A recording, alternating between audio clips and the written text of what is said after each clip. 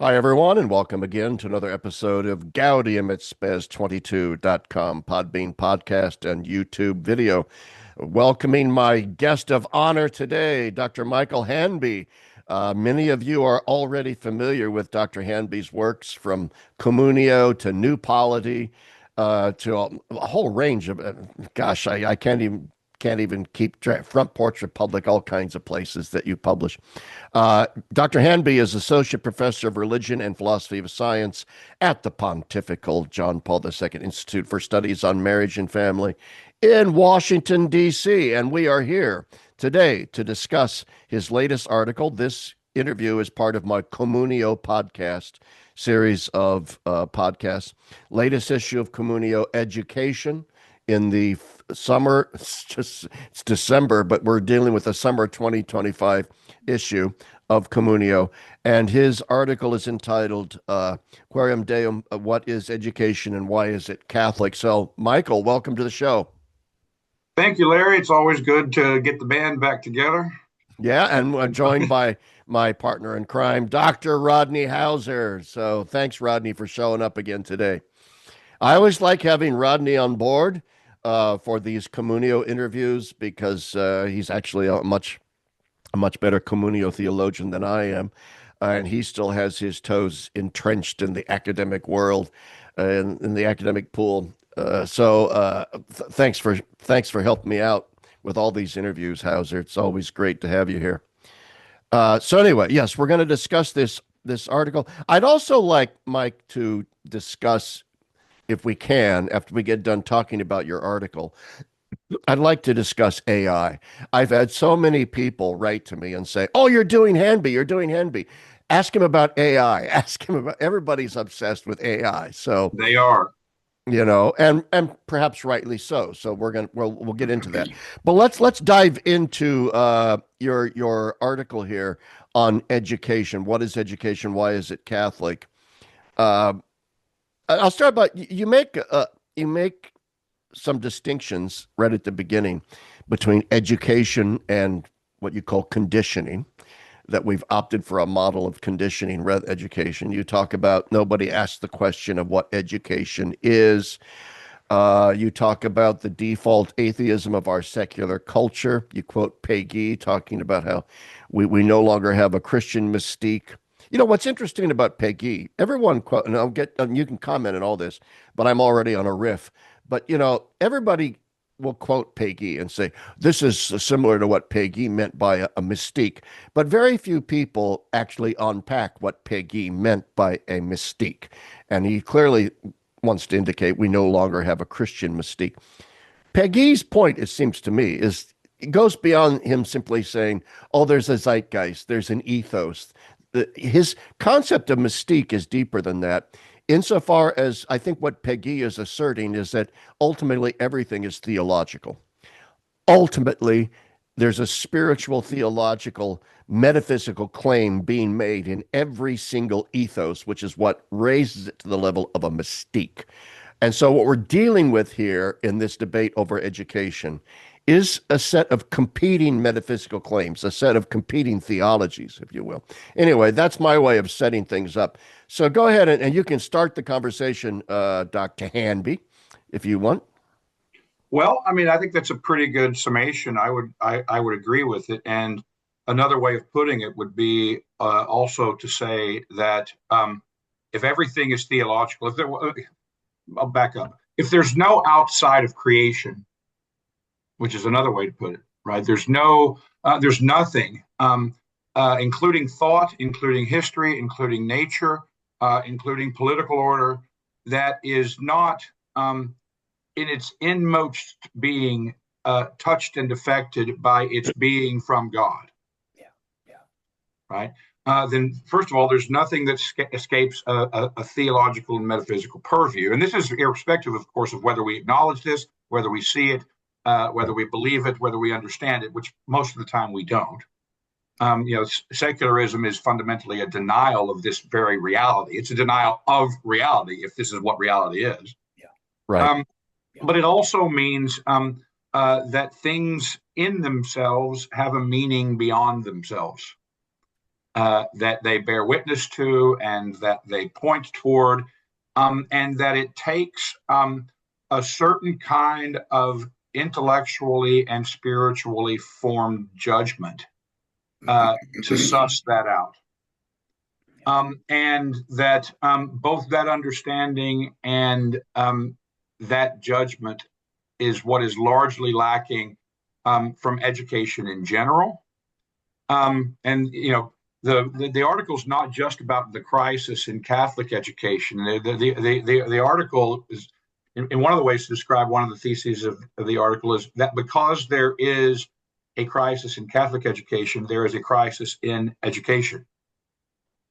Right? Because if you subtract those fundamental dimensions of reality, you consign yourself both to a kind of, and I think you can see that, I mean, we're all teachers, right? We've all experienced this.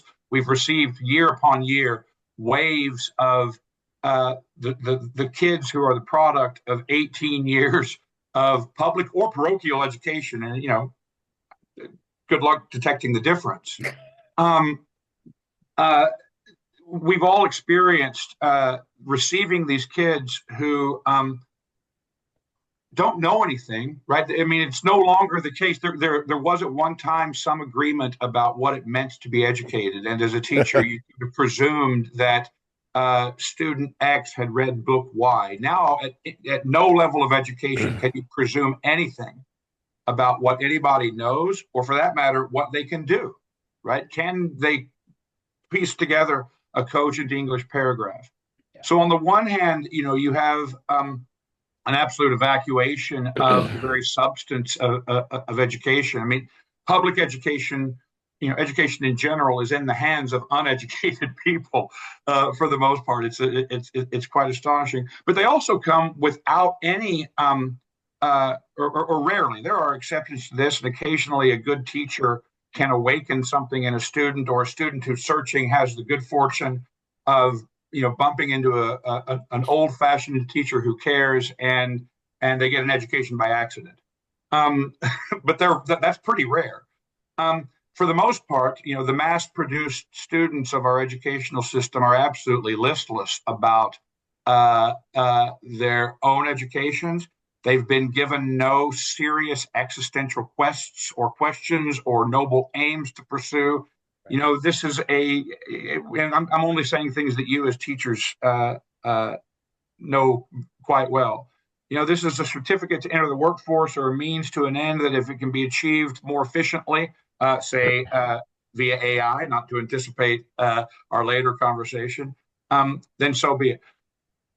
I realize I've strayed a long way from Piggy and the Mystique. No, that's perfect. These things, I think, hang together logically. And I would want to underscore that point, that the crisis of education is the crisis of Catholic education is a crisis of education more generally. And the problem with it, arguably, qua education, intellectually speaking, it's not that it's simply irreligious or immoral. It's fundamentally and anti-intellectual, precisely because of its secularity. Yeah. Very interesting. Rodney, do you want have a question? Yeah, a comment maybe. Comment. It's so interesting. I mean, you can't get around it in a liberal society. You try to carve out this space where thick, and any descriptions that are thick, and any account of the good or the true or the beautiful have to be privatized, right, in order to keep peace. And then how do you have an education system in a society like that? I mean, the very thing education is for now has been put out of the public realm. Public education, therefore, now has to educate people without in any way infringing on matters of ultimate importance, right? Yeah. It's nuts when you take two steps back and think about it. Right? Yeah, we're going to make educations without making any judgments about the meaning of anything. Yes. Yeah. So, of course, contained within that is a profound judgment about the meaning of everything. I mean, what applies in all of our critiques of liberalism in every other sphere, right, that we all have been embarked upon for years, applies per force here. Yeah. Right? That its alleged neutrality or indifference to these questions is a disguise. It's a very it's a very effective disguise. I think it oftentimes succeeds in disguising the judgments from the people making the judgments. They believe in their neutrality Yeah. or in their sort of uh, broad-minded tolerance of all positions, but it's not true. And what happens then? Well, two things. One, what that means is that education comes to consist in rigorously not learning Yeah. the Yeah. meaning of our own history and rigorously not asking the sort of fundamental existential questions that once moved the West to philosophize, right? Eric Voegelin's great on this very point. Yeah. The other thing that happens then is because education has no matter, no substantive matter, because that would require us to make these judgments, it becomes pure technique.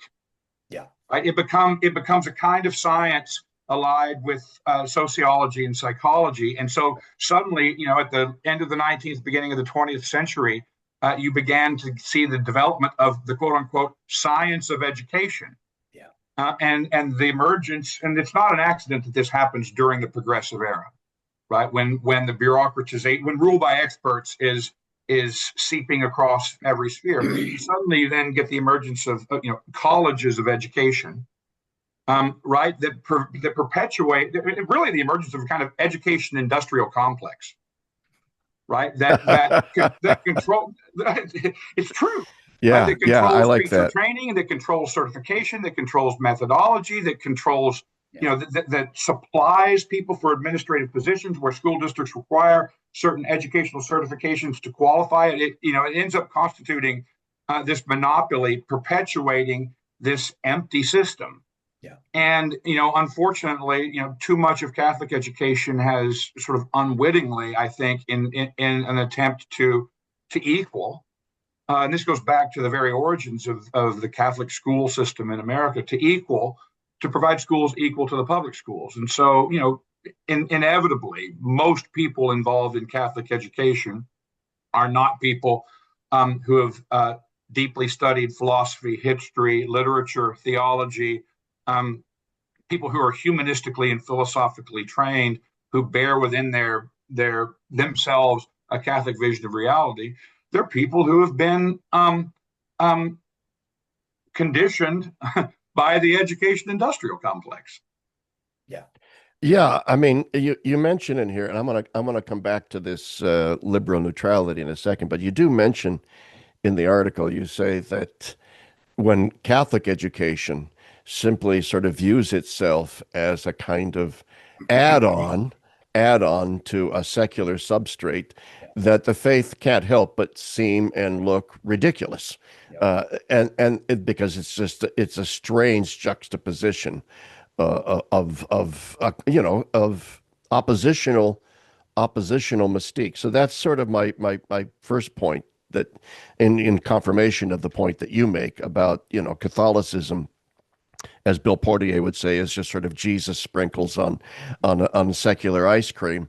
It doesn't work. It just doesn't work. It ends up being superficial. But the other point I want to make with regard to neutrality is to ask a question: if whether or not the mask isn't dropping increasingly so, especially in light of DEI, LGBTQ, transgender, everything, where where increasingly they're being taught in education departments that teachers are to be advocates for a particular vision of the good. And in this case, advocates for a radical individualism, a radical sense of unhinged freedom to redefine even I'm born a man, but I assert I'm a woman. This kind of this metaphysical concept of freedom as a pure neutrality amongst various, I can't remember the name of the freedom that we give to that.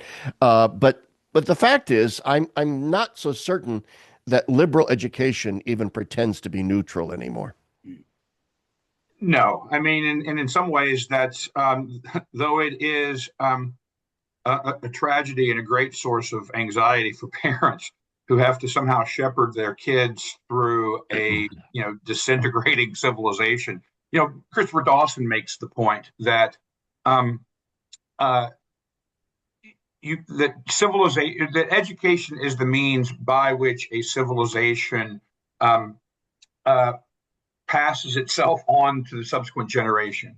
And therefore, you can read a lot about the coherence of a civilization by the coherence of its educational systems and processes. And he even makes the point that one of the reasons Europe survived the Reformation, the upheaval of the Reformation, as something of a coherent entity, is because the underlying convictions about humanistic education that were shared among both Protestants and Catholics kept the civilization to some degree intact despite the religious upheaval. The fact that that contemporary American education has devolved to the point that you're describing, and I think that's absolutely true. First of all, simply brings out into the light. My dogs are going to start barking in a minute. It simply brings out into the light the tacit metaphysics that was previously hidden. And so to that extent, I suppose it performs a kind of perverse service that removes this illusion of neutrality.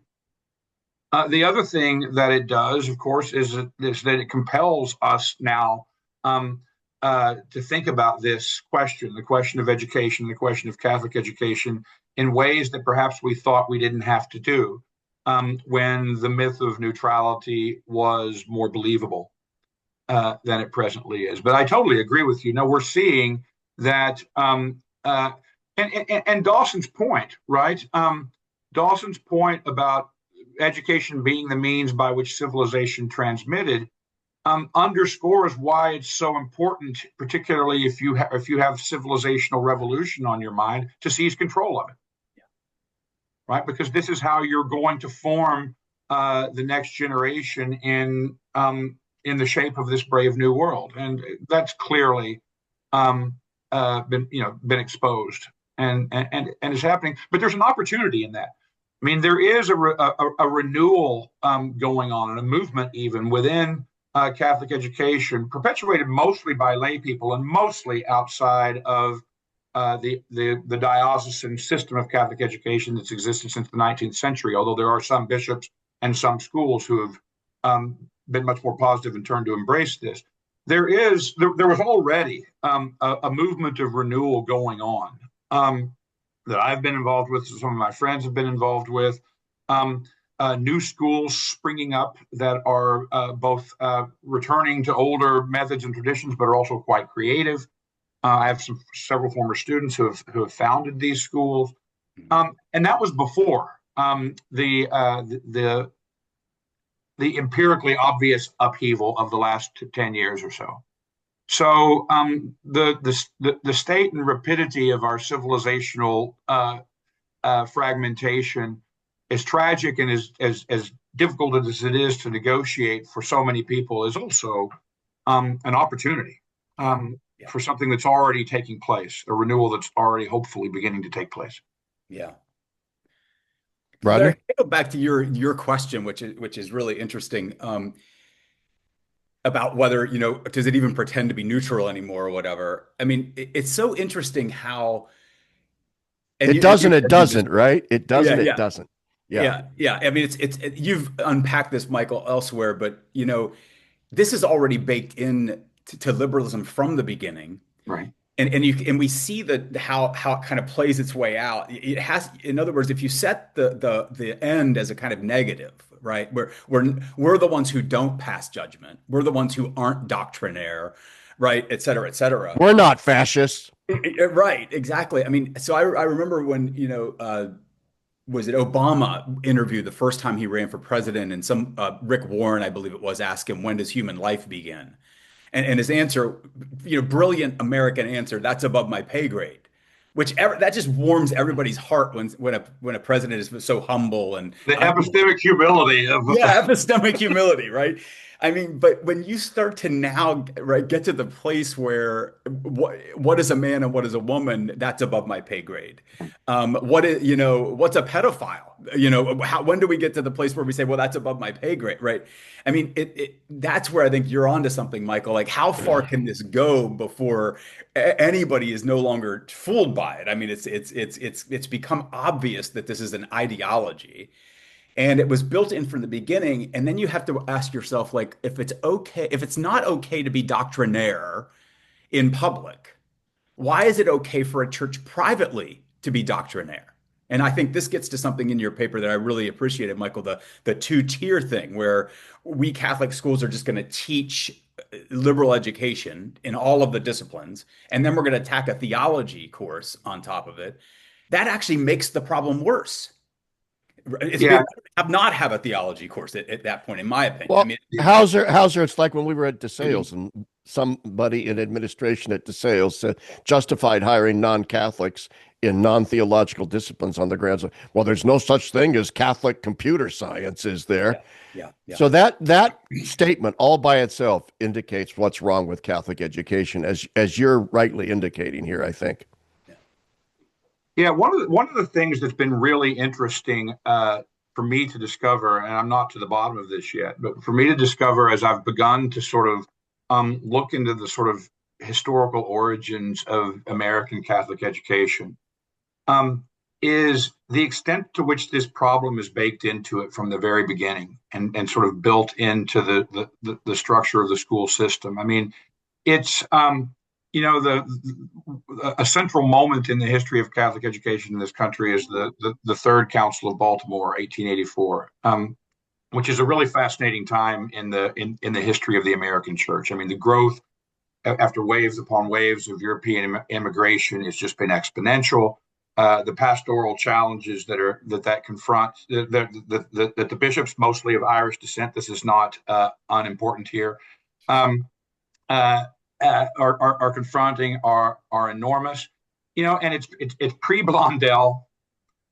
It's at the very moment of the sort of codification of the neo-Thomistic revival, and the pervasiveness of, at this point, an uncriticized grace nature extrinsicism, right? That the truths of the faith, which it's important for the faithful not so much to understand but to assent to in obedience, are largely sort of beyond their comprehension, right? That they'll accept, they're to be accepted on the authority of the clergy. While on the other hand, the population who's going to be doing the accepting is by and large a population of displaced peasants, rapidly becoming proletarians, right? Who are trying to make their way in this country. And what ends up happening is that this kind of two-tier model of accepting, and it's also worth pointing out that the American bishops of the 19th century, like the Carrolls in the 18th century, were passionately committed to the harmony between the first principles of Catholicism and the first principles of American republicanism. Right? Prestes Brownson and people like that. Yeah.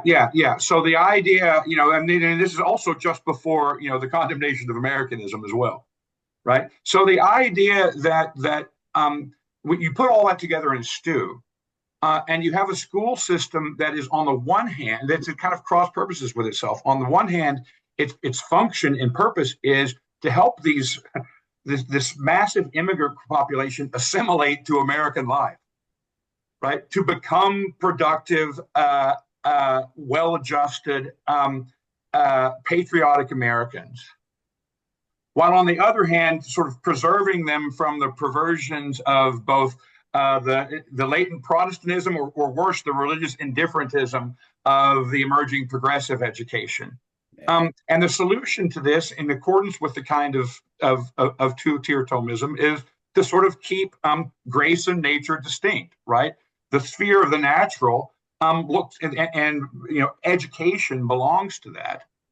Comes to look very much like what other schools are doing in all of the conventional subjects, whether they be the sciences or history or literature or what have you. But we will compensate for that by precisely what you were describing earlier.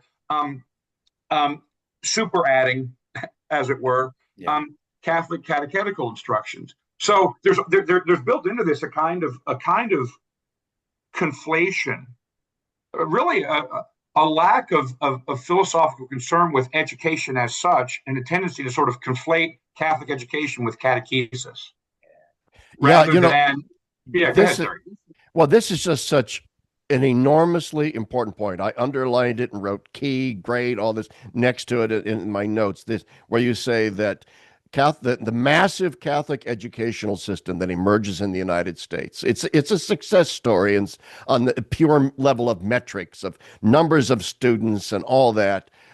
There's Fine. nothing like it in the world, actually. Nothing like it era in of the brick and world. mortar Catholicism in this country is astonishing. But that baked into that success is precisely catechesis versus assimilation. And at some point, one of those two dynamics is going to come to dominate over the other. And my point that I often make to trad critics of Vatican II and things like this, Vatican II led to the collapse in the 60s, and therefore Vatican II is to be judged by the fruits of a collapsed Catholicism in the 60s, blah, blah, blah, and 70s, so on and so forth. But what you make a case for here is something Ratzinger was already pointing out in his famous article in 58 and so forth, is that this effort at assimilation had already so eroded the specifically Catholic supernatural faith elements of most Catholics, that when the council ends, right, you find an already assimilated American Catholic laity in the United States who are then more than happy to simply say, oh, yoo-hoo. Oh, now we just get to be just like everybody else. Okay. And the last vestiges of the catechetical part give way to the assimilationist aggiornamento that then happens. So it really was a fault built right into the American Catholic educational system that led to that, it seems to me. I think so, and tragically, right? Yes, yes. Because that wasn't the intent. That wasn't the intent. Of course, it wasn't the intent, and many people then and now, have given their lives to this. You could assume back in those days that many of these schools would be staffed by religious, who worked for virtually nothing, to make these large parish schools in the Northeast work and affordable for, working class Catholic American families. I mean, and you can play the counterfactual game and imagine how much worse the situation might be had that system not existed. I don't want to suggest that that the Catholic schools have not done a great deal of good. It's obvious that they have, but just empirically, it's clear that one of the fundamental dimensions of education, the passing on of a Catholic civilization, right, a Catholic culture, a Catholic mind that opens out onto everything, has not succeeded.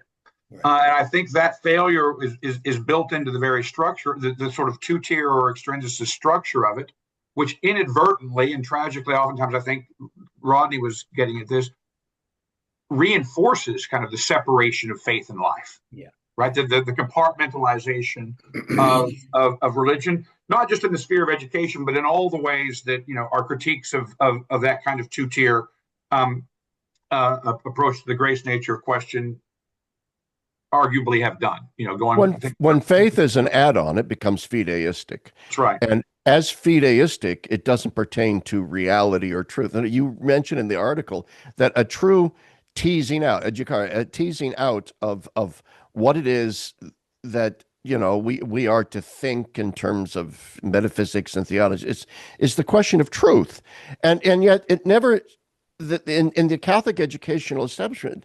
Truth is amongst math, science, history, psychology. The question of whether or not Catholicism is true on that deep existential level is never really properly addressed. Right, or what education must be if it is. Yeah. Right, because as we were saying before, and this is one at the beginning. The form. Yeah, we've never actually asked or thought in adequate depth what education must be if Catholicism is true. Because if it is true, as we were saying at the beginning of our discussion, it affects absolutely everything. So how, and the this is obscured, in fact, by the conflation of education with catechesis, right? Because what we're talking about here is how do you approach the question and the study of nature, right? What understanding of culture and of history is going to organize how you teach the story of our civilization, Yeah. right?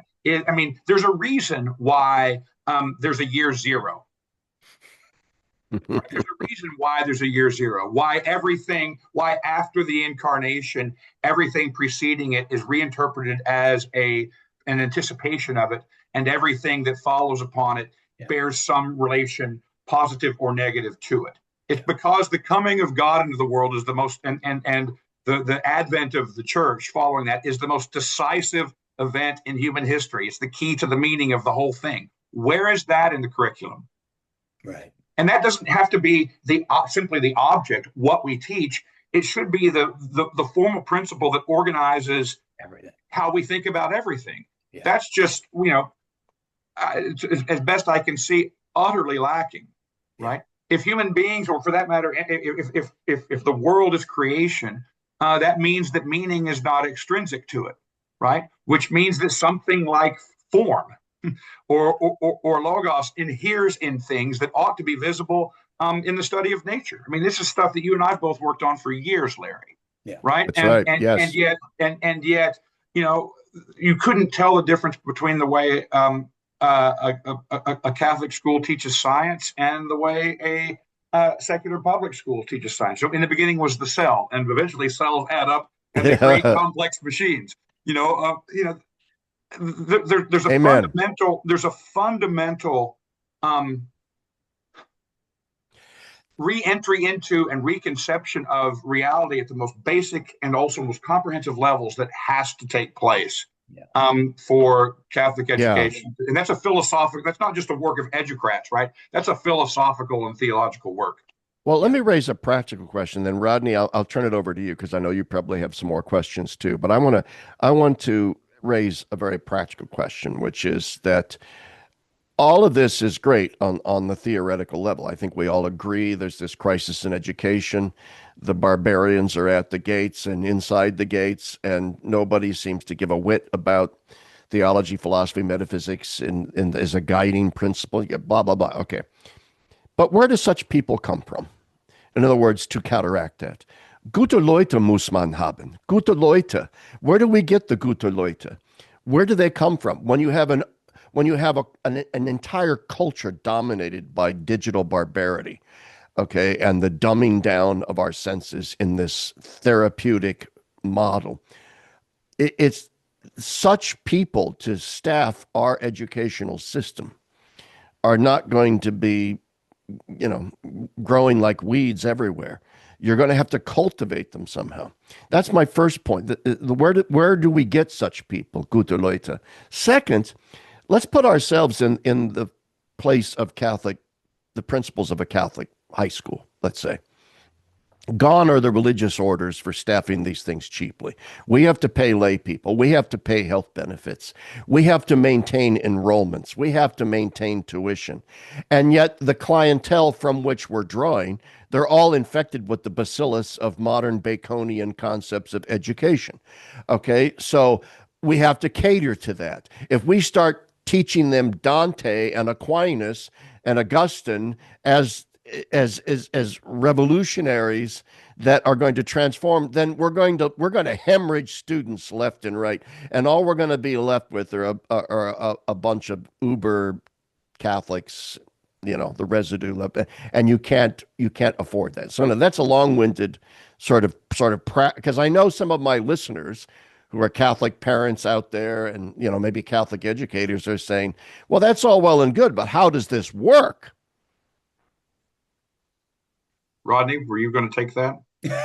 I've got some things to say on it, but I don't want to dominate the conversation. No, I'll have a thought, just a quick thought, and then I do want to hear what Michael has to say about that. I mean, I think this is just another one of those things where the rot is so deep that the solution to the rot is going to have to start small. Yeah. It can't be some great big, like we probably cannot salvage the American Catholic education system the way it is right now.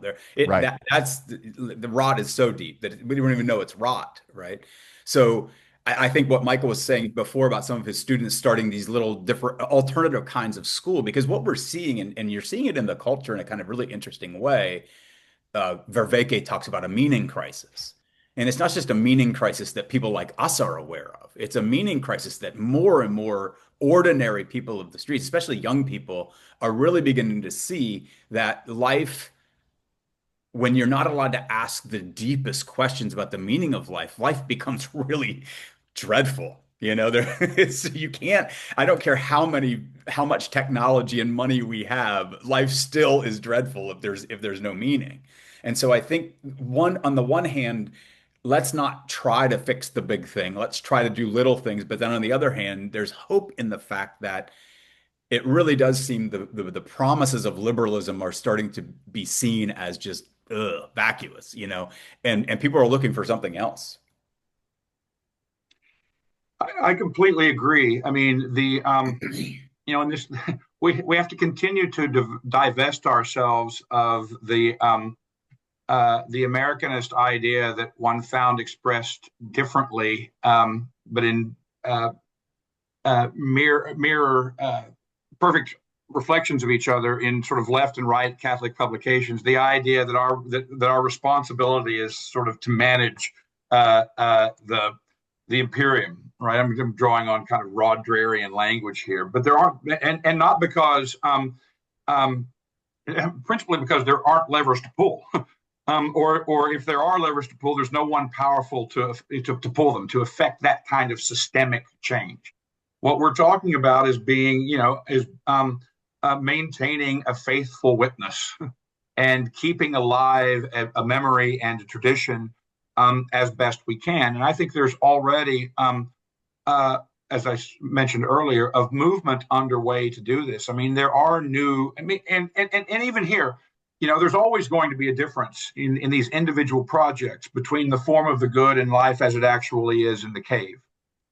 And the darkness of the cave continues to intrude. But to be able to begin to glimpse the sun is no small thing, actually. And a lot of great good is already taking place. I mean, I'm sorry, your question is in some ways a fastball down the middle when you say, where are we going to get these people?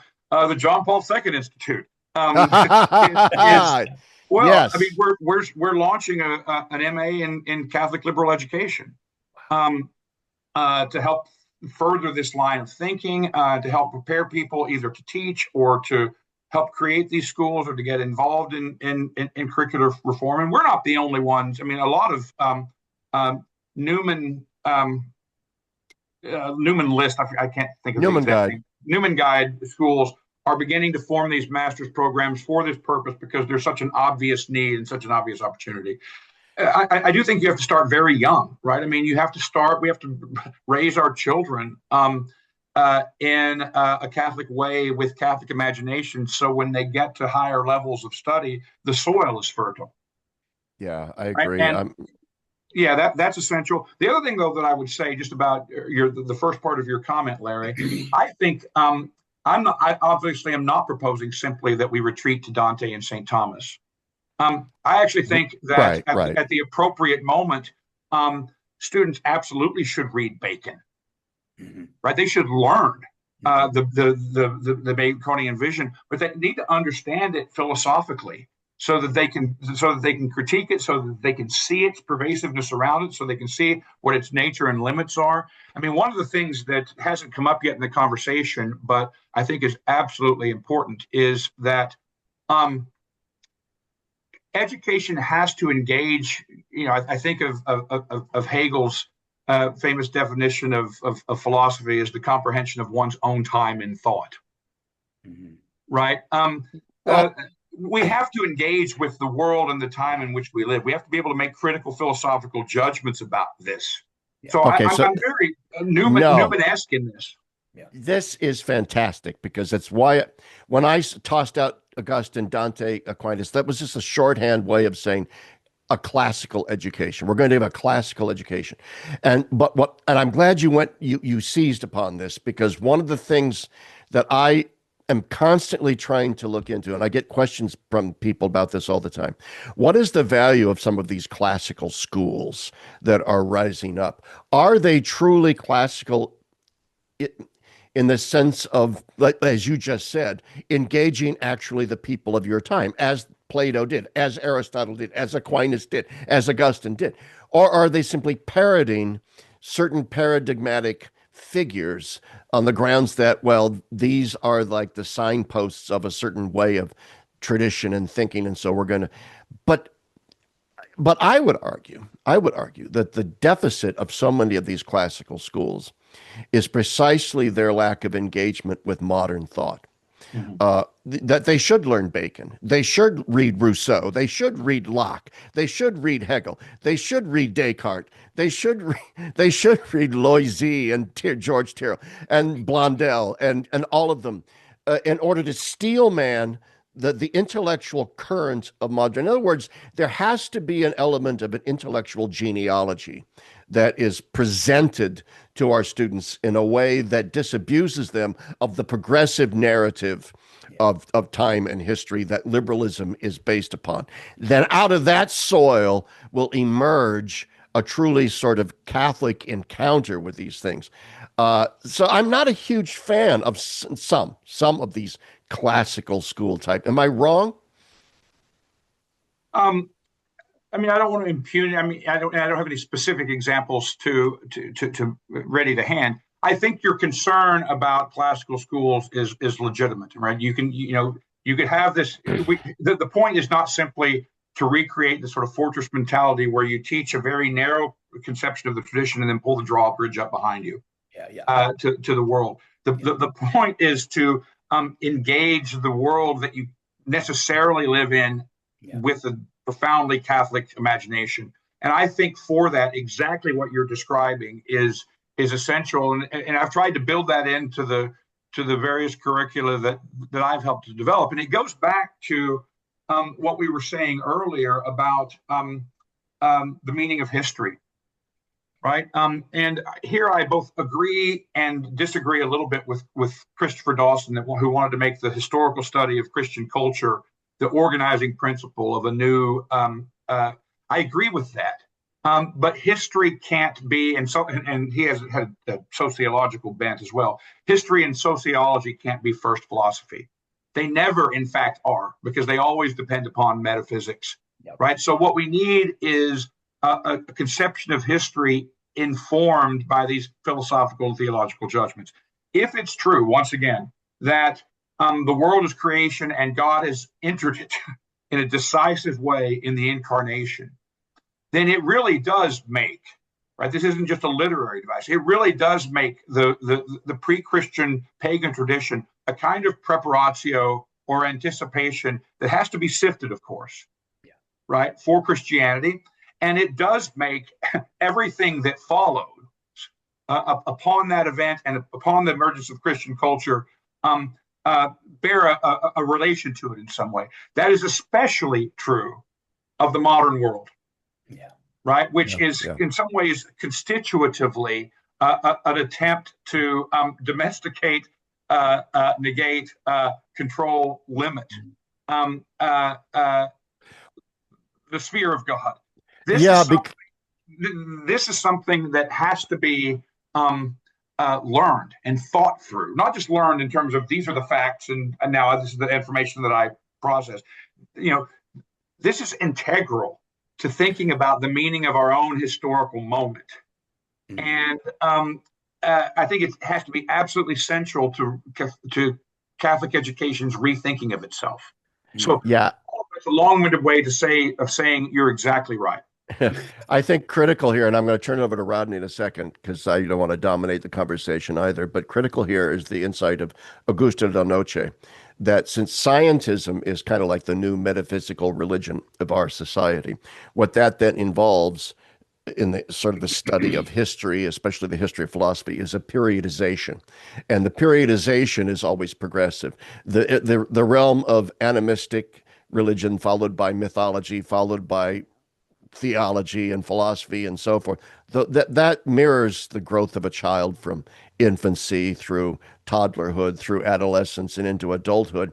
So we can have a certain grudging respect for the adolescent phase of human growth called Christianity. But now we've reached this full maturity, so that Del Noce says the mantra of modernity is in the following statement: today we can no longer believe, blah, blah, dot, dot, dot. Yeah, yeah, yeah. And so I think, yeah, it's that periodization, that Feuerbachian delineation of the periods of history, going from infancy to, and history as a point, and it's us. Anyway, I think Del Noce is very insightful in this regard as well. Anyway, Rodney, you want to add on to that, and then we can turn it back over to Mike. Just to echo a couple of points that I think are really important. Absolutely, the notion that we can just kind of escape into doing an education up to the Middle Ages and stopping it won't work, precisely because the world we live in has a totally different story, and you end up unwittingly buying into the story, which is why do you think two-tier Thomism would be the best way to reject modernity, but it ended up buying into modernity precisely because it didn't, engage modernity in an appropriate sense. I just an anecdote along those lines. When Balthasar began his theological career, such as it was, he had a choice to go teach in Germany at one of the prestigious, I think it was maybe Tübingen or one of the, Was or Tübingen. yeah, I think it was, yeah. And or to go back to Basel and be a chaplain at a university in Basel.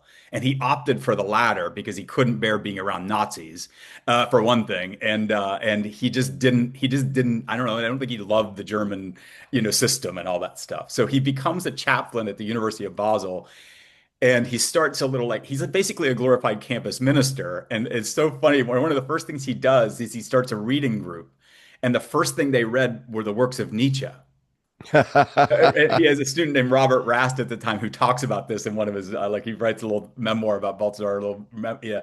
And, uh, and we were like, and all the students were like, why are we reading Nietzsche? Like, Father von Balthasar, this is a little strange. But he precisely appreciated the fact that Nietzsche had kind of diagnosed modernity's problem.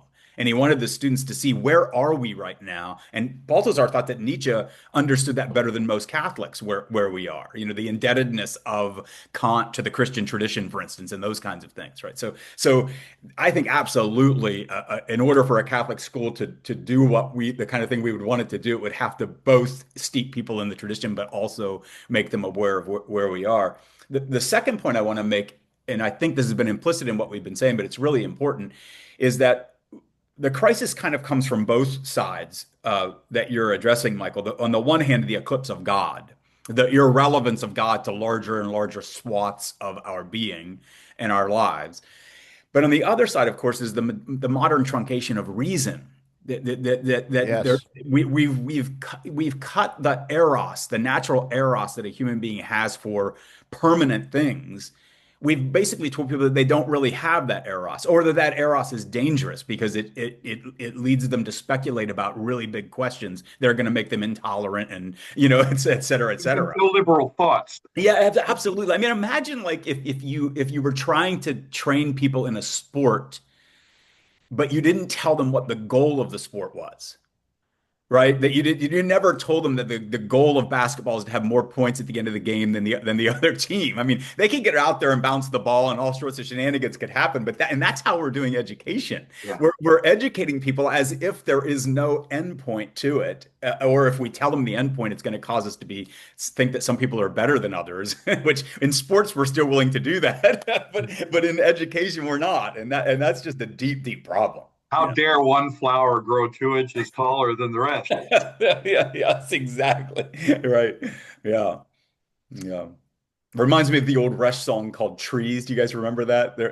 No, I wasn't a huge Rush fan, I have to say. no. The last lyric is something like it's all about the oaks are growing higher than the maples. And so eventually big state comes in and levels off all the trees so that they can all get equal sun. And it's kind of a funny send up of extreme socialism. Yeah, yeah. Yeah.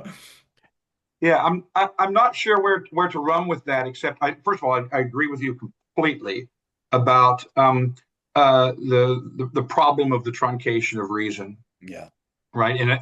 Especially, I mean, this is probably even more an American problem than simply a modern problem, where it takes quintessential form here because we are such a pragmatic, unspeculative people, and that's so constitutive for us Yeah. that it's what it means for us to think uh, is itself so truncated, and it consists of narrowing the scope of what it's even meaningful to think about in a public way. This is something I've written about in other spheres, having no direct or immediate bearing on education. The other thing that I would say, and I think this is a response to both of you, is I would go back to the point of how absolutely essential it is to reintegrate. That's not a strong enough word. To make uh, a metaphysically informed theology, or to make philosophy and theology the organizing principle of the curriculum. And what I don't mean by that, right, because this is how this is easily misinterpreted, is that you need a philosophy and theology class alongside the other subjects of the curriculum. Right, right. Rather, this is a way of organizing and raising questions within every subject. So it's a way of transforming the way we look at history, the way we look at literature, the way we look at nature. And Larry's point about, and I disagree with Del Noce a little bit on this. I concur in rejecting the periodization, the progressive periodization that he rejects. I also think his rejection of periodization is bound up with his project, which is I've never been able to find it fully articulated in the things that have been translated. This project of an alternative modernity that includes a certain reading of Descartes, Pascal, and Rosmini, that I'm not sure that I'm fully on board with as sort of key to. I agree with you. The trouble with, and I've read everything by Del Noce that's been translated, and the problem with Del Noce is he writes like an Italian. Well, yeah, there's that, and that doesn't necessarily. It's not a bad thing. It's just that he has this way of talking around a topic, and never quite sort of landing and saying, here's my endpoint. This is the teleology of the whole. And so you are left wondering, what in the hell is he ultimately up to here? You just don't know. And the irony about that, and I've discussed this with Carlo actually, and I say this with all affection for Del Noce. Carlo Lancelotti, yeah, who's taught me a lot, and I've loved. Lancelotti's done a great service by bringing this thinker to the attention of English speakers. But one of the ironies of Del Noce is he's absolutely opposed to the primacy of the political over the metaphysical, right? And is all about encouraging or insisting upon the necessity of metaphysical thought. And yet he himself remains a political thinker fundamentally, and by his own admission, right? I mean, he never actually gets around to doing the metaphysics. Right. And that's partly for biographical reasons. I don't fault him for that, but it's just he brings you. He's like Virgil bringing Dante to the to the precipice, and then you have to go on. It is ironic, right? Because he claims that the very definition of totalitarianism is precisely when politics dominates over culture and politics dominates over metaphysics, and yet his thinking is ultimately utterly political. One of the things I think, and we'll move back to the original topic, but I'm so fascinated by Del Noce, and people have written to me, said, I tried to read him, blah, blah, blah. I think one of the things we have to remember, kind of like when you read Balthasar for the first time, and you don't realize, oh, he's dialoguing with Hegel, he's dialoguing with Fichte, he's dialoguing with Schelling, and all these guys, right, that I didn't know anything about when I first started reading Balthasar. So I had to go read Hegel and Schelling and Fichte, and these guys like, oh, that's the crap he's talking about. Well, it's the same with Del Noce. You got to go read Gramsci. You have to read the Italian Marxists. He's obsessed with, I mean, you have to remember how important Marxism was in Italian intellectual life, you know, Yes. in the times in which Del Noce was writing. And that is constantly in the background of everything he's writing. And so if you don't have a good grasp of that whole Marxist intellectual movement in Europe and in Italy in particular, you're not going to understand, I think, what Del Noce's project is all about. Oh, I agree, and my grasp on that is relatively secondhand. But I Mine think too. I've gotten to the core of what Del Noce himself is about. I understand it well enough to make sense of that. And of course, we have some friends in the church who help exemplify this in Latter Day form. I won't name any names, but also anyway. But I don't want to diverge too How far we, from we the. want we want to talk about AI here before we get out of here. But Howsare, do you have any more questions on the education article before we close out our conversation on education, move on to AI?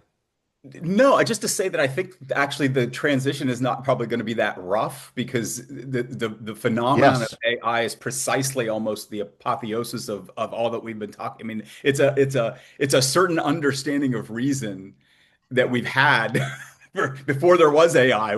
We believed in AI, right? So I think that and it's precisely that it's your pragmatism that Michael's been talking about it, especially in the American system, which is I think why we're so even more than Europe unproblematically gung ho about it and things like that. So maybe pick it up there, Michael, and say something about maybe how these two things connect, the topic of education and the topic of AI.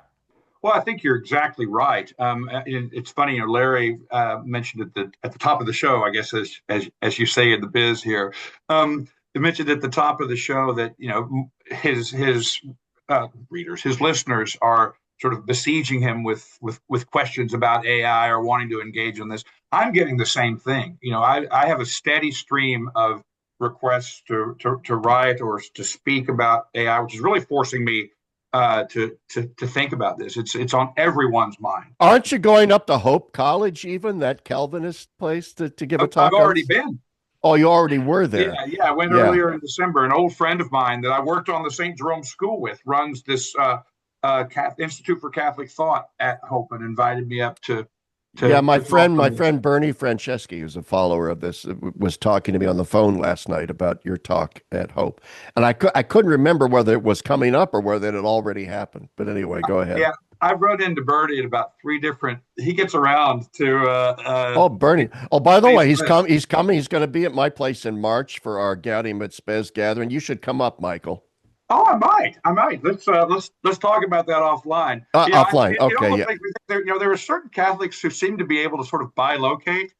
It's like everywhere you are. And there's Bernie. That's There, Bernie. there they are, and part of me wonders if Bernie's in more than one place at a time. Um, Yeah. because but no, it's He fantastic. and Connor Dugan. Yeah, oh yeah, Connor. Right? But these guys are so engaged and so interesting. I mean, I think it's great. I'm not making fun. I think Oh, it's not at all. fantastic that you've Bernie's got great. people who are so deeply thirsty to think through these questions and get to the bottom of them. All right.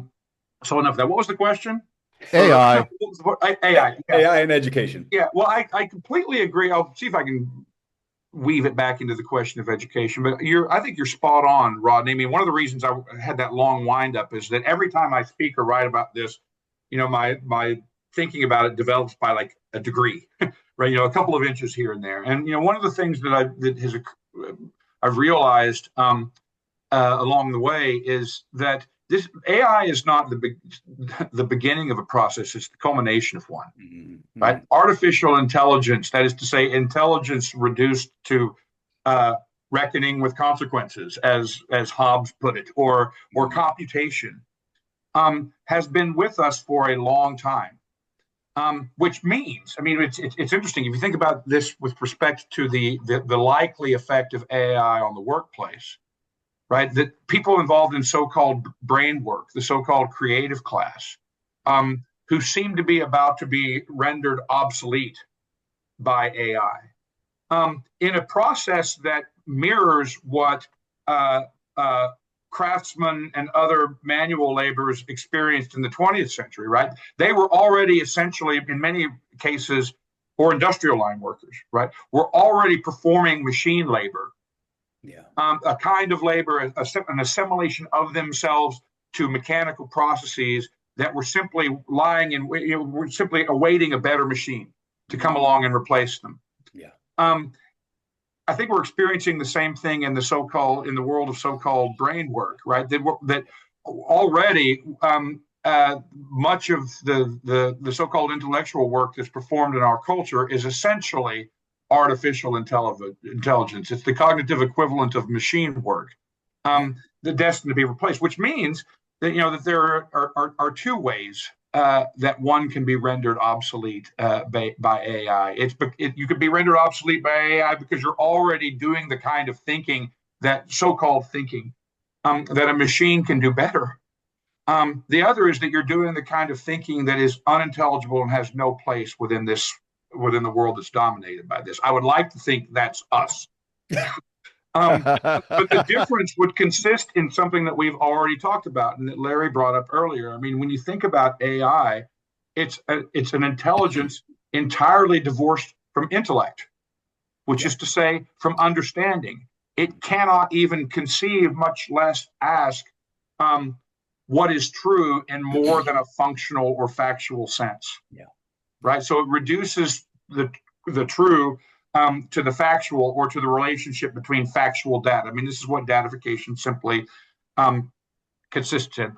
One of my great concerns about AI, and one of my great concerns, especially when you consider how proactive it is, right? It anticipates you. It comes to meet you. It turns out that it's embedded in every system that you use to organize, to go about life, whether it's buying and selling, or writing an email, or navigating your car. Everywhere you turn, it's going to offer to perform this minor bit of intellectual work on your behalf.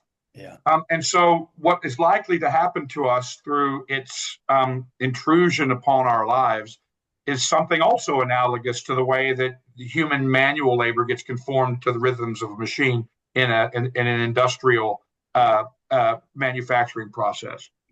And my concern is that as we come to be conditioned by our involuntary immersion in this technology, as we our thinking processes, our most basic intellectual operations, even the mere computing, right, that one does, or I mean, if you think about something like Grammarly, right, that you start a sentence and it finishes it for you. Think of I mean, that you can argue this is intellectual rote work, right? This is not very satisfying stuff.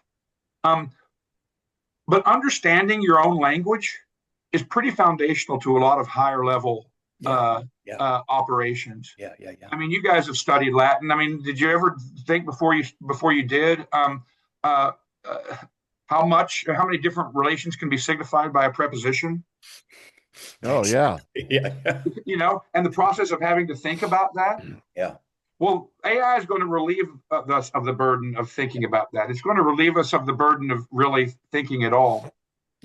And so if our thinking is being replaced by a kind of thinking that has no, and I'm putting thinking, what listeners should hear quotation marks every time I say thinking in this connection, right? Scare quotes. And now I've lost my train of thought. Let me come back to it. That if our most basic cognitive and intellectual operations are being replaced by a form of quote unquote thinking, from which intellect and understanding are utterly absent. Right. And we're being shaped and conditioned by a conception of reason that is incapable of thinking about the truth. What's going to be left to us? And what's going to be left to us, even in a basic sense, but also how on earth are we going to think our way out of all the problems that we've just been described, out of the historical situation that we've just been describing, when as this system is sucking out um, uh, what's left of our souls and what's left of our minds. Yeah. So, do you think we're screwed? Um, I mean, I'm thinking of like Anton Barbacay's book, A Web of yeah, Our Own Making. fantastic. He essentially says, "Hey, we're just screwed. We've made this thing. It's bigger than us. It's taking over, and there's not a darn thing we can do about it because the elites, the powers that be, the entire structure of our economics, our politics, our culture is geared towards this digital future, and that's just it.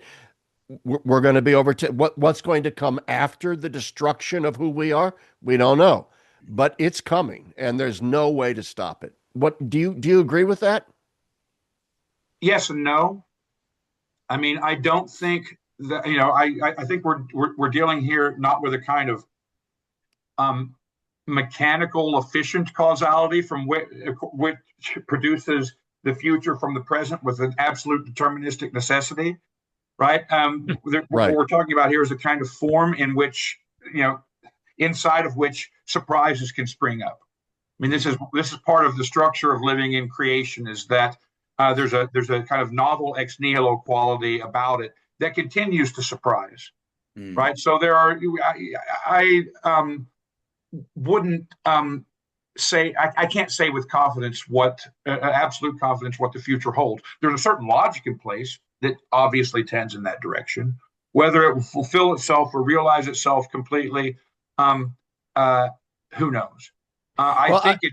Well, can I just finish the thought real quick? I do yeah, think, though, that logic is quite bleak, and to some extent, if it follows according to its own structure, then I think Barbacai is largely correct. I also think he's certainly correct that the forms of power that we've created are not easily recalled or controllable or governable. So, right, he makes the point, and I've made it elsewhere, that this is also going to mean the end of properly political societies. That is to say, societies that are governed fundamentally by human political decisions rather than mechanistically. Where I would also disagree, though, is that we're still thinking about this. We can yeah. still see through it. We can still transcend it. That was my thought when I was reading him. Like, well, wait a minute, we're still talking about it, man. So Yeah, it's still alive. yeah. Which really means then, I mean, it's a new way of thinking about a very ancient point, which is philosophy as that which liberates, right? As the very source of freedom. As long as we can understand to the extent that we can see the truth, and to the extent to which we can make judgments about these in light of the truth, we remain undetermined. We remain free. So freedom is not an escape from the sphere of necessity. It's the capacity to transcend, to endure it by transcending it. And Yeah. I worry about the extent to which that can be lost, and the extent to which a bad education system combined with AI can deprive us of this. This is one of the reasons why I think the education is so fundamentally important, right? We Because have, yeah, yeah. we have All to right. restore, we have to gift people in our education. We have to gift people with the power of a repristinated imagination, the Yes. ability to rise above the hegemony that these systems have over our very, David C. Schindler pointed this out years ago, that the problem with liberalism is it robs us of our ability to think outside of the box of liberalism. And Absolutely. I would say the same thing now about our digital world. It robs us of the ability to think of something beyond the digital world. I just reviewed with my friend Cale Zeldin in a podcast the new book by Paul Kingsnorth called Oh yeah, I reviewed it too. Yeah, Against the Machine. So Yeah. I'd be interested in knowing your thoughts on Kingsnorth because Kingsnorth gives me hope. People have criticized it on the ground. Oh, well, it's all romantic, Pollyanna, but no, he's onto something. He's saying rebel, resist, Yeah. be neo-Luddites in some sense. But anyway, go ahead, Michael. Oh well, I think it's an extraordinary book in many respects, and I gave it a really positive review. My one hesitation about it was, I mean, Kingsnorth knows something about almost everything, When you come to areas where you know a good deal more, you can be sort of frustrated at times. And so he has ways of uh, glossing over really important distinctions, like such as those we've been discussing, the transformation of reason as it becomes pragmatic, that leads him to sort of renounce rationality. Leads him to renounce reason and to imagine the sort of re-enchantment project as fundamentally a poetic one or an ascetic one. All of those things being very important. Yeah. But I don't think we can finally resist this without a renewal of the mind. Yeah. Yes. Right? Without the Ratzingerian point, without the recovery of a deeper and more comprehensive understanding of reason, which has as its objective correlate a deeper and more comprehensive understanding of reality in a Catholic way. Yeah. And so I go back to the idea that we're going to have to. I really think we're going to have to philosophize our way out of this. Yeah. Yeah. I agree. And I'll add. Yeah, that's the point. But Rod, I'll have more. I want to talk about this, but I want Rodney to get a chance to say something here. Yeah, I just had a thought. I mean, I think it's related to this. What is hopeful. So the most Pollyanna view of AI is that it's going to take care of all the menial things that human beings are too good for, right? And then we're just going to have the leisure. It almost is kind of a Marxist kind of thing. Like we're going to have the leisure to just think and write poetry and make music and stuff like that, and let AI do all the menial stuff. It begs the question, however, whether we can get to the point where we can do the really grandiose, lofty things if we're not doing the menial things. And Michael, your thing about grammar is spot on. I mean, when I took 6 semesters of Greek as an undergrad, and that was really difficult stuff because Greek has a rule for everything. But I never realized that so does English until I studied Greek. And they're like, oh, Exactly. I know what an aorist is. I just didn't know it was an error. You know what I mean? All these different, or, past part, whatever. So learning that really rudimentary stuff helped me to become a better thinker. Yeah. And the analogy I would use, especially living in South Florida, is how badly people drive now, right? Young people especially, right? So Kelly and I lived in Rome for 4 months, and we rented a car a few times, and we drove to France, and we took all these little road trips. And Italians are amazingly good drivers. They are. It's like the Grand Prix. They just know how to drive. There's nobody lollygagging in the left lane. They know how to use turn signals. And the reason for this is their cars make you do everything. At least they did when we were there. You have to shift gears, et cetera, et cetera. It's all manual. There's no, bells and whistles. Which then when they have to do sophisticated things with a car, they can do them because they know how to do the menial tasks with the car, right? Right. And I found it with the younger generation of drivers, especially because the car now does everything for you. The backup camera, it tells you when you've left your lane, which I hate because I like leaving my lane as much as I want to, Yeah. Don't tell me where to stay in my lane. They now can't do the basics of driving. It is the truth that AI is doing all the basic stuff for them, but they can't do the next level either. And Like I think looking back over your shoulder to back up. yeah, yeah, which is still the best way, by the way. It's still the best way. Yeah. Hey, don't make fun of backup cameras because at age 67, I am now well aware why old people don't look back before they back Because up. you can't look back. Because you can't. Because you can't. Yeah. That's it, baby. This is as far as my neck goes. Well, we're this close from taking away your license, Larry. Michael and I have been talking about this. We haven't. But Howsare, that is absolutely right. Anybody that's ever, I marvel in Rome, for example, the skill of a Roman driver of squeezing their smart car, their Fiat or their Mini Cooper into a parking spot the size of a mailbox. Yeah. Of course, they all have scratches on their bumpers, which means they're not always successful. But you're right. They're very skilled drivers, and it's because they've mastered the. Michael, you look like you have something that you want to say. Oh no, I'm listening to you, but I mean, eventually I have something I want to say. But carry on. No, that's all. I just wanted Oh, to reiterate that well, I marvel too at Roman drivers or I Italian mean, drivers. living in DC, which has the absolute worst driving in the country. I mean, the closest equivalent I've found to Rome in the U.S. is maybe Philly. I love Philadelphia drivers. They're just rude enough, and super efficient. I mean, it reminds me of being able. But on a serious note, I wanted to circle back to a point that Rodney made.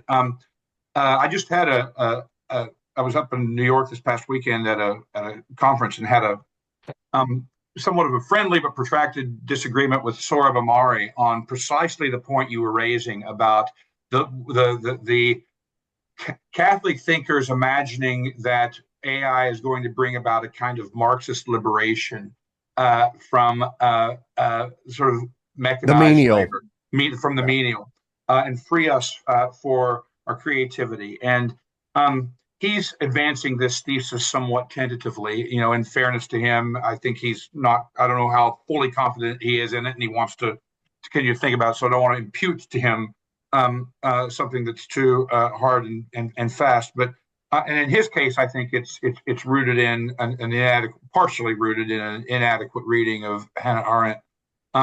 But I think that view fails to take adequate account of the difference between a tool and a machine. One of the things that I think we need to continue to try and break people of, and I hope that as the church begins its thinking about AI, it doesn't fall into this mantra that we hear over and over and over again, that AI is a tool Oh yeah. that we have to use well. I mean, and have to put to human uses, and yes, we have to make moral. You know, these technologies confront us with this kind of moral discernment all the time. You know, we don't have a choice but to take a stance with respect to them and distinguish between more and less licit uses of something that is a social fact. Um, but a tool sort of is an extension of the hand of the user. I mean, you think about a hammer, right? A hammer obeys the judgment and the movements of the human mind and the human body, and it's in service to the art of the builder. Um, a robotic production line is the very opposite of that, and people performing robotic functions within that line until the better machine comes along are in the opposite position of the craftsman. They are in the service of the movements of the machine.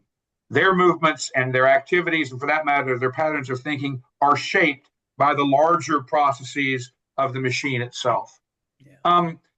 What we were describing earlier with respect to AI is something I fear much more like that, right? And we're already seeing with much lesser digital technologies than AI, you know, the obliteration of our attention spans, the obliterations of our memories. You know, Microsoft Outlook does most of my remembering for me. You know, Google does the rest, Yeah. I guess. The obliteration of our capacities to attend and observe the world around us. You know, my sense of direction, I don't know about yours, has been Terrible. Has been ruined by GPS. GPS. Yeah. Places, we're seeing with things that are much less powerful and less effective than AI, an evacuation of those kinds of basic capacities that you were describing earlier, Rodney. And I think the argument that AI is going to liberate us from the menial and therefore leave us free for creativity and higher operations does not at all take adequate account of the nature of our immersion in these technologies and their effect on us. Yeah. And this is where I think the misreading of Hannah Arendt comes in. She doesn't glorify animal laborons. Animal laborons is what is left after the several centuries of the glorification of labor have eliminated all higher human activities. Even within the vita activa, you know, work and action, much less contemplation. Yeah. Right? People who have no experience, for whom those activities are unintelligible, when they are deprived of the menial, are going to be left with what? Well, a drugs, kind. ESPN, gaming, Yes, yes. Yeah, that's where rotting, rotting all town. false angelism leads. Disincarnational angelism, which is essentially a form of Gnosticism, leads essentially to us staring at our gut or our crotch or our veins or various other forms of entertainments, because it's simply a myth that the human animal, when divorced from the menial and the tasks of the day to day, will necessarily gravitate towards all becoming philosopher kings. And we all know in our own personal lives that that's just not true. And so what's lacking in so much of this, and going back to Rodney's thing about the Marxist utopia, and that this is much of what we read, there's a lack of appreciation for the menial. There's a lack of appreciation for work as constitutive of who we are, and an apotheosis and an exaggerated importance granted to abundance and material well-being. Okay, well, we need the factory model of assembly line because that mass produces cheap cars for people. Well, maybe most people shouldn't have a car. In other words, maybe we need to readjust our concept of what it means to be meaningfully human. I would love to be able to live, for example, without a damn car. Cars are a pain in the butt. All right, and you so you get sort of my point here that that liberation from the menial, from work, from these sorts of the other day I had a wicked headache and I was depressed and sort of feeling listless, but there was some cleaning that needed to be done in my house, so I thought, okay, I got to do the dishes, I got to vacuum, I got to do this. When I got done with all that, I felt better. I felt better. It's like, oh, my headache's gone. What the hell? What's that all about? You know, and it's because work lifted me up somehow. So anyway, that's not a question, but an insight. Either it lifts you up or it reincarnates you. I mean, I hate Yeah. meme phrases, but the whole idea of sort of touching grass, right? I mean, going out and raking the leaves in the yards or stacking wood has the same effect on me because it gets you out of your head and back into your body and not just into your. I mean, to be in your body is also to be in an actual place, right? I mean, one of the things I don't think we've attended to adequately at all, but I think there's very much a connection between the Amazonification of life, right? The fact that now the world, now this thing becomes the means through which the world comes to me, and the complete abandonment of once public spaces. I mean, the phone has made it a chore to speak to a bank teller or to go to a physical checkout line in a brick and mortar store. Let me tell you something. I just moved. Try to set up a change of address for your utilities these days. Try to get a hold of any bank, any utility, anything. It's impossible. Yeah. No, I know. And, I mean, I was thinking earlier in our earlier discussion, and it's true. I have some of the same problems you can. I can turn my neck to the left about this far, 15 degrees. But even if I had full 25-year-old mobility, I think about how texting has made phone calls seem laborious, because there's a little bit of reflection in it. Turning my head and looking over my shoulder, even if I could do it, seems laborious. And I could just stare at the screen, and going down here to the CVS, 3 blocks from my house, when Amazon could bring me toothpaste seems laborious. Well, what's the result? The toothpaste needs an armed guard. That's right. Right, but because the space has been evacuated. Yeah. I'm reminded of a great episode of The Simpsons where Homer's in the hospital and there's a guy in the bed next to him on a respirator, and Homer's jealous. And here I am like a sap breathing on my own. Yeah, it's a lot. It's a lot like that. Try and bring this back to education momentarily. Just to try and reconnect some dots here. One of the, all of us are involved in education or have been, and I'm sure Rodney, even working in the seminary, you're experiencing the institutional need to cope with the fact that AI is offering to do your students' work for them and blurring the line in very difficult ways to discern between what is the the student's work and what is the algorithm's work, Yeah. right? Because, and of course, built into that offer to complete this paragraph for you, or to edit this paragraph for you, or to provide a better word choice for you, built into that offer is the idea that, unarticulated, of course, that learning is about the manipulation of data, not undergoing an internal transformation in conformity with some difficult subject matter or reality. It's the very antithesis. The idea that I can go through school and succeed without learning, Yeah. let's say undergoing a change Yeah. at all. So if I'm possessed of the right equipment, I can come through an educational process unscathed, as it were. Yeah. I mean, it's the very antithesis of education. Yeah. One ingredient of the rethinking of this, the rethinking of education, has to, of course, take all of this into account. And I would hope that schools at every level would be spaces of freedom, right? From the intrusions of this. And of course, we're seeing already that they aren't. But that's something that we're going to have to give real conscious and rigorous attention to, I think, Yeah. If there's going to be education at all. Yeah. Yeah, we've been at this about an hour and 50 minutes, but this is fascinating. So I want to keep going if that's okay with you guys just a little bit. I want to, my friend, have papers to grade. Yeah, yeah. Well, Mark So Stallman. please keep talking.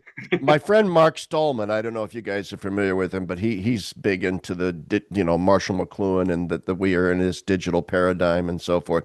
In fact, Mark, if you're listening, I know I owe you an email. You emailed me and I haven't gotten back to you. But anyway, I did a podcast with him on AI several months ago now, where he pointed out the limitations of AI, and that some of this AI hysteria is a little just that, hysterical. That gets me to think that maybe, irrespective of what Mark Stallman's point was, it got me thinking maybe in some sense the AI revolution is an opportunity as well. Because the fact of the matter is, in my point of view, and the point of view I think of many, the brain is not simply an organic computer. And the computer model of human consciousness is simply false, metaphysically, philosophically, and even biologically. And I think what we're going to end up seeing is that no matter how sophisticated our computers become, quantum chips, whatever, we're eventually going to discover that there's still a deficit that can't be explained, that a computer is not a human consciousness.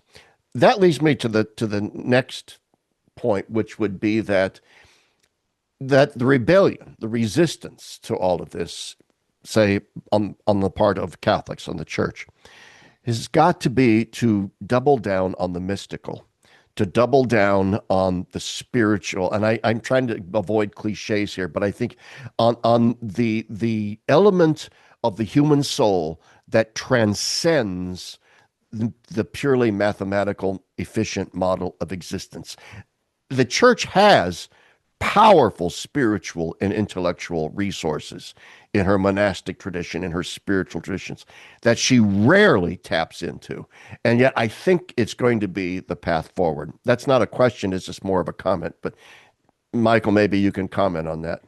Yeah, as for the first part of that, I mean, on the one hand, I agree with your friend, and this thought has begun to enter into my thinking and writing about this, that there is a line of thought that this is simply the latest in a series of overhyped technological developments. I mean, if you think about what was promised for the Human Genome Project, for example, Right. in the 1990s, or stem cell therapies in the early 2000s. Or the flying cars from the Jetsons in the 1970s. I know. We're waiting on all of these things. I think that's likely to be correct. I don't, however, I'm coming around to the idea, and I need to do some more thinking on it, that I don't think the question about the dangers posed by AI turn on what AI can and can't do. Mhm. And that a more Good mediocre, point. dumber AI might, in fact, be more dangerous than one that actually did live up to the hype, um, for all kinds of reasons that I still need to sort through. So there's that. That's the first point. Second point is I completely agree with you on the recovery of the mystical, with one qualification that is not a correction, because I know you agree with this, but it's just making Sure, go ahead. explicit Yeah. something that's implicit, I think, which is that we have a tendency, and you see this in a lot of re-enchantment projects, right, to juxtapose the mystical to the rational, Mhm. right, Mhm. and to think that the recovery of mysticism means the Christian, the recovering sort of the Christian analog to the occult, when in reality, before philosophy became one amongst a number of rationalistic disciplines existing side by side with the other, the very goal of contemplation, right? The very goal of Right. philosophical thought Right. was itself mystical. Yes. Yeah. Um, and therefore, rationality, in the sense that you're describing, is mystical, Yeah. because the object of rationality, which is the truth and the meaning of things, is always is bottomless, Yeah. Yeah. right? Yeah. Is Yeah. bottomless, and bottomless intrinsically. It's intrinsically infinite, and it's symbolic of what is is beyond it. Yeah. And so, Yeah. reason properly understood, the reason that we're That's all right. saying we need to recover, is inherently mystical. Yes. I, And the recovery of a mysticism is of a piece with the recovery of this conception of reason on the one hand and of reality on the other. That is not fairy dust, right? no, it isn't. It isn't. It's And form and being. Yeah. I had in mind when I was making those comments sort of Maritain great book, which I think is his best book, The Degrees of Knowledge, in which he makes the point that reason culminates in divine charity. And that's the very point that you're making. And Maritain made that point as well, that the kind of mystical union with God that Christianity aims for is not the repudiation of reason, but its very inner constitutive completion. Exactly. Uh, Yeah. um, so that's a good caveat, though. I'm glad you brought that up, Mike. Rodney, do I you have don't get anything? put together with Maritain very often, so that's Well, neither do I. I'm not a huge Maritain fan. I'm yeah. not a huge Jacques Maritain fan. This is true. That point is true. But Yeah. the degrees of knowledge, I think, is I read it as an undergrad, but it seems to me in my memory banks that it was a great book. Rodney, go ahead. Did you have something you want to add? I did have a thought that kind of connects something we said about education with kind of what we're saying about AI, and that is that uh, the early stages of liberalism, the claim to kind of neutrality with regard to the big questions, you could get sucked into that and believe that, hey, yeah, they are just leaving us alone and letting us figure these big questions out. But as it goes far forward, the ruse, becomes fairly apparent that there's an ideology and it's not neutral. And I'm wondering if AI is going to be a kind of technology that is so pervasive and obnoxious that it's actually going to reawaken a desire for something, for going back, so to speak, on a lot of things. I mean, just to give you an example, and this is just by accident, I have a scooter down here, because we only have one car. We're trying to, cut costs, and we're down to a one car family now. But when you're in Florida, a scooter's as good as a car because the weather is always perfect, so you can take your scooter anywhere. But Have it's I said how much I hate you? But anyway, go ahead. yeah, yeah, yeah. But it's so interesting, because that's kind of my vehicle when I'm not going to the seminary. I'm on the scooter like every day. I don't have GPS. I don't have a backup cam. It is so bare. It's a 2003 Vespa. It's totally just back to the crudest, kind of a vehicle. I have to learn my directions better. Like, I know what I've been coming down here for ages because my wife, this is her hometown. I know West Palm better in this just the 5 months that I've been here than I ever have known it, because I've always been in a box telling me where to go. Yeah. I enjoy the scenery more. I see things that I never see when I'm in the car. It puts me closer. And this is just an example of how sometimes receding to a previous level of technology actually makes the world better in a lot of ways. I don't know if you guys are familiar with this book called Enshittification. This is No, but just the title alone makes it's me want to literally, have it. yeah. It's literally the name of this really famous book now, where a guy talks about as like when things start at their most basic, like Facebook, when it was first a thing, was actually kind of interesting because it put you in touch with like high school friends that you hadn't talked to in 30 years or Yeah, whatever. And all of a yeah. sudden you have all these friends that you're reconnecting with. And sometimes that even it led to my buddies from high school getting together for a reunion a couple of years ago at my house up in Bedford, Pennsylvania before we moved down here, which was great. But if I don't, Michael, I don't think you're on Facebook, and I'm barely ever on. But it is now the like so bad. It's all advertisements and all proposals that you follow a certain influencer, basically. You never see your friends on there anymore. You don't communicate with friends. You're just being marketed. And it's way worse than it was when it started. And this guy says this is inevitable in the modern capitalistic technocratic process because it has to always be more and more and more multiplication of wealth, et cetera, et cetera, et cetera. Think about how good Home Depot was when it first came out.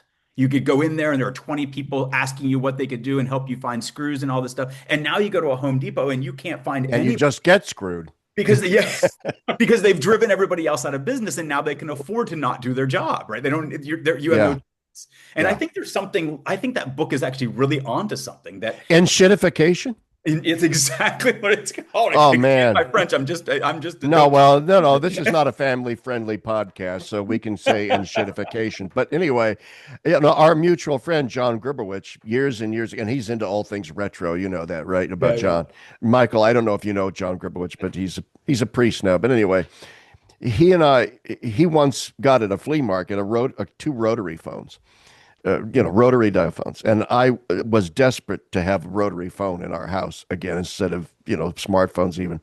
And so he had them refurbished. He took us, had them refurbished. Man, that I plugged it into our phone line and I was so and I dialed a number.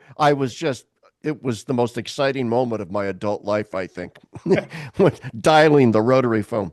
And I was so disappointed when the phone worked, but there was this loud buzzing noise in the background that obscured everything.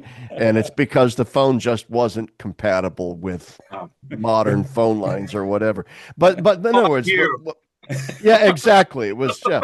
But I was still almost tempted to say to hell with it. I'm sticking with this. So my point though is to go back to AI, technology, and shitification, and your point about how actually technological complexity actually tends to make things worse.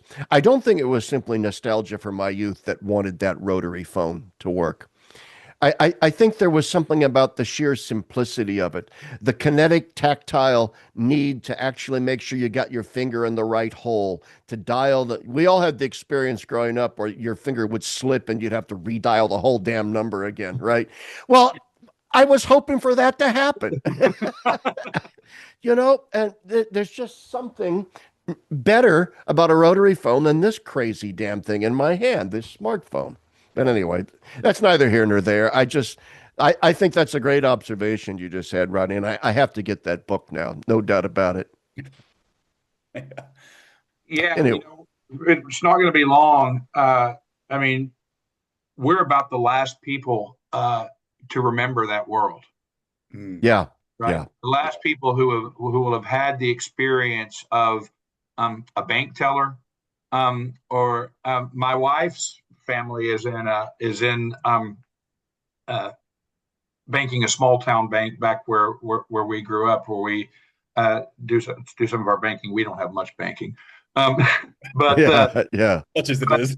yeah, such as it is. And you call down there, and a human being answers the phone, and you can say, "I want to get the balance of my checking account," and they'll patch you through to the right department and ask you your number. I Yeah, mean, yeah, and it's the most yeah, glorious thing yeah, in the entire world. yeah. And well, that's maybe a bit strong, but it's wonderful. And we're about to come into a generation of people who will have had no experience of anything like that. In fact, a generation of people who will have been conditioned from birth to do everything and to relate to the whole of reality through a screen. Yeah. I mean, at least we can yeah, remember. You can long for that. You can long for the rotary phone, or I can long to have someone answer the phone at the bank, or and any of these other things because we have some experience and some memory of it. And I wonder Yeah.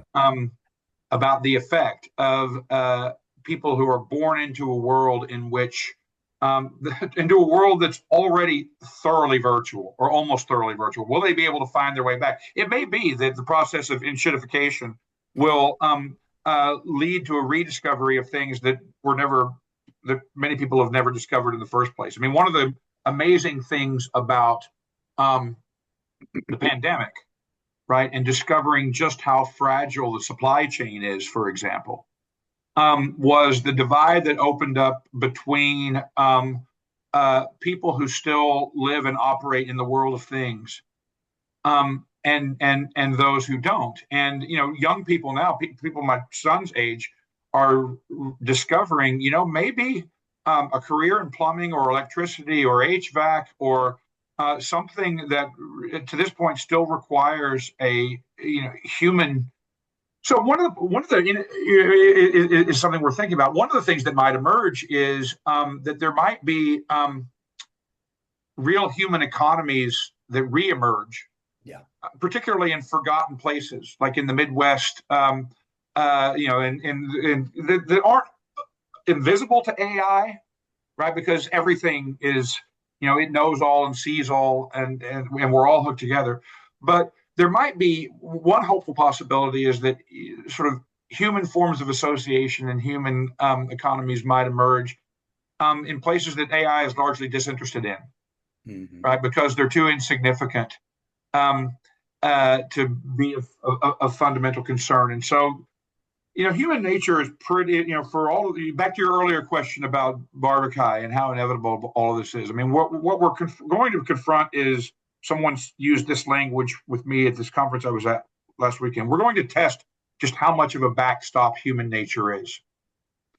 Oh, good point. Yeah. And I think that's right. It's pretty resilient, and it continues, human things continue to spring up like blades of grass between cracks in the concrete. And as Catholics, you have to believe in that. Yeah. Because it's bound up with the belief that there is a human nature and that the gift of being is irrevocable, and that order, the true order of things, is in fact irrevocable and can't be destroyed by us. Right. And if that's true, then you have to have, as a matter of both intellectual and moral necessity, hope. You don't have to have any optimism. Yeah, that's right. I like that about him. Go ahead. I'm sorry. Yeah, but I've blathered on long enough. I mean, so these are some of the things that we might be able to hope in. Yeah, human nature as a backstop. We'll see. I like that. I have a friend, Marcus Daly, who makes simple wooden caskets. His shop is not far from me here.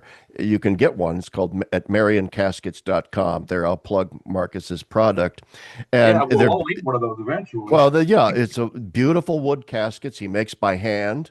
He etches, Christian themes. He's Catholic into the coffins. But my point is that the resistance he faces at funeral homes when he'll go to deliver a coffin, and the funeral home directors don't want to have anything to do with, because they're inexpensive, relatively speaking, to the mass-produced brass coffins with the silk lining, and that's where the funeral home makes all their money. And so Marcus represents this existential threat to their bottom line, and yet that kind of casket making is catching on more. So, there's one little small point of light in Marcus's coffin making.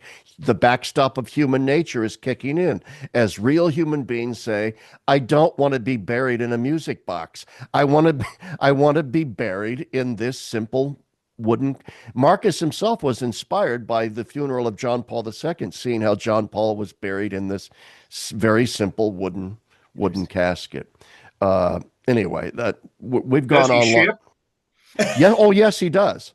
He does. So I'll put you in contact with Marcus, and if at any rate, if you come up for the March gathering, you'll meet Marcus, and we can go to his shop. Oh, I'd love to. I wrote a piece a couple of years ago for the Lamp about being buried in my hometown, where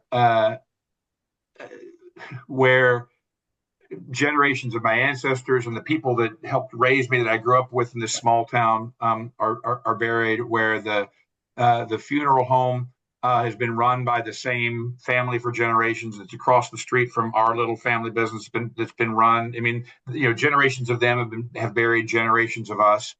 Um, and I mean, first of all, I think small town funeral homes and the whole process of this is something that we need to reflect on and recover. I mean, it's possible that a certain kind of memento mori might also be a way or an avenue Good point. for the recovery or the preservation of our humanness. So what you're saying about your friend and about the what he's tapping in, the desire that he's tapping into, is something that is both worth cultivating practically, but also thinking about, I think. Yeah, yeah, and he's hooked up with various trade schools as well that he wants to partner with that you were talking about earlier. But You anyway, know, yeah, go ahead. oh, well, I was just it's anecdotal, but um, my family back in Arkansas has all that's left of the business now is a kind of small lumber yard. They used to do logging and stuff going back into the 19th century, this small mom and pop lumber yard. And they used to build caskets Oh, There wow. you go. in the Yeah, basement. They used to make yeah. caskets for the funeral home next door. And I'm thinking, man, I wish we still did that, you know? Uh, Well, Marcus does, and people are doing it. And so I like your idea about the memento mori as being part of the resistance, So sic transit Gloria Swanson, somebody said. But anyway, uh, I think we've gone on long enough. We've been at this almost 2 hours at this oh my point, goodness. Who but will, it will be interesting to see who lasts till the end when you finally air this. oh yeah, but people have been really clamoring for me to interview you, Mike. I think you maybe underestimate the influence that you have. Brilliant thinker. It's my privilege to have known you all these years, and thank you for coming on the show today. Oh, well, same here. You guys are good friends. And it has been a long time, hasn't it? Too long. We're all Yeah, I getting mean, old. we talked Even in an earlier Hauser's old. podcast. We talked in an earlier podcast about how different we looked from one another back in the days when we both had hair, and I then had hair. our discovery via this media that we're now the same guy. Um, but that's an Yeah. indication of how long it's been, and you guys have been great friends, and it's always I, I'm happy to come on anytime because I enjoy talking with you guys a lot. So thanks for Well, having me this time. thank you for coming on the show. And Hauser, as always, thank you for I'm sorry if I didn't give you enough chance to speak. I But was at having a any great rate, time. thank you. And thanks everyone for listening. Bye now.